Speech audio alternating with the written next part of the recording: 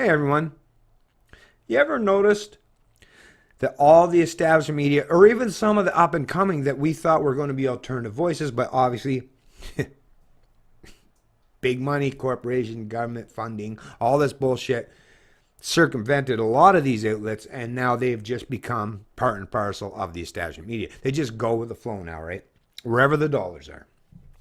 Or clickbait articles, whatever. But if you listen to them, and this is in reference to Vice News, and Vice News, as we all know now, it's gone very, I mean, they're so far to the left now, it's like, holy shit. But anyways, do you ever notice, and it's not just them, you know in Canada that most of our establishment media outlets are all left. Even, the closest thing you'll get to right is center right. You're not even going to get right. You got center right, center left, and far left, right? That's the best you get in Canada. But you ever notice when they report on things, you've heard all kinds of stories about Islamic terrorists, foreign terrorists, right? Brown people terrorists. And you've heard about right-wing terrorists, right? That's the big thing now is this Vice News Canada, counter-radicalization. Canada says new center will focus on all kinds of radicalization, including right-wing extremism. Why wouldn't that say Canadians say new center will focus on all kinds of radicalization, including right or left-wing extremism? Because we see it's the left that's predominantly the extremists nowadays. Look at them. They're the ones that want to shut down fucking free speech. And they're the ones that are punching people in the fucking face. Those are the ones that are protesting, burning cars, right? Creating or causing violence. I don't see any right-wingers doing that shit. I don't. Point out where you're seeing this. I don't fucking see it. When's the last story you've heard of KKK went on a violent tirade against black people or something, right? You don't hear such a thing. You might hear the odd thing like what? Richard Spencer that espouses some nationalist rhetoric? That's the best they can come up with. But I can point to countless times where the left, right? These fucking, what do they call it? Antifa or whatever they call them, supposed to be anti-fascists, although they're the most fascists ever. They want to shut the fuck everybody up. They don't want you to have any say in anything. So to me, it's like if you're anti-fascist, but George Orwell even talked about this stuff. And that's another thing. They use George Orwell to paint against right-wingers. What the fuck? It's all about, ask George or look, read 1984. There's a lot of people that are, and they'll come to realize someday, collectivism doesn't come from the right, okay? Collectivism is a leftist ideology. Very much so. But when you listen to these media outlets and the way they talk about things, you know that it's all on a political bias. And Vice News leaves not even any small question in the mind for people like myself. I know it's politically biased.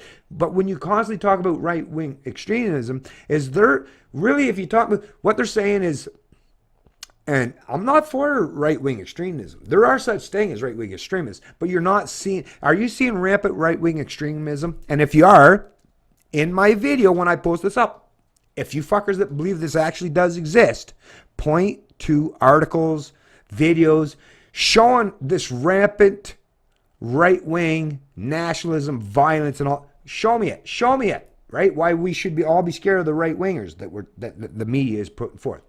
I can post up day in, day out on a continual, regular basis why you should be worried about the leftists, because those are the people that occupy the highest powers in government.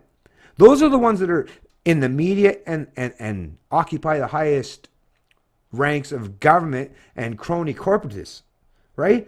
So of course they're going to be, what the fuck does the right wing have for power? They got nothing for power. Even when people say, oh, well, look, Harper had all this. Harper was kicked the fuck to the curb. You seen that? And he didn't really have, and actually, Harper was not a conservative, let me tell you. Like I said, at best, he was center right. At fucking best. Although I don't even feel comfortable giving him the right because, like I said, he was still a big government fucking guy. Him and his government bailed out all the auto sector like GM and Chrysler. They bailed out the big banks, and I have full documented proof, videos, backup, all that stuff to prove that they did so, right? So you can't deny that reality. That reality is going to exist because I made sure that I kept multiple duplicities in records to show that no matter what you fuckers do, I can prove empirically that that's what happened. So conservatism? There was no conservatism.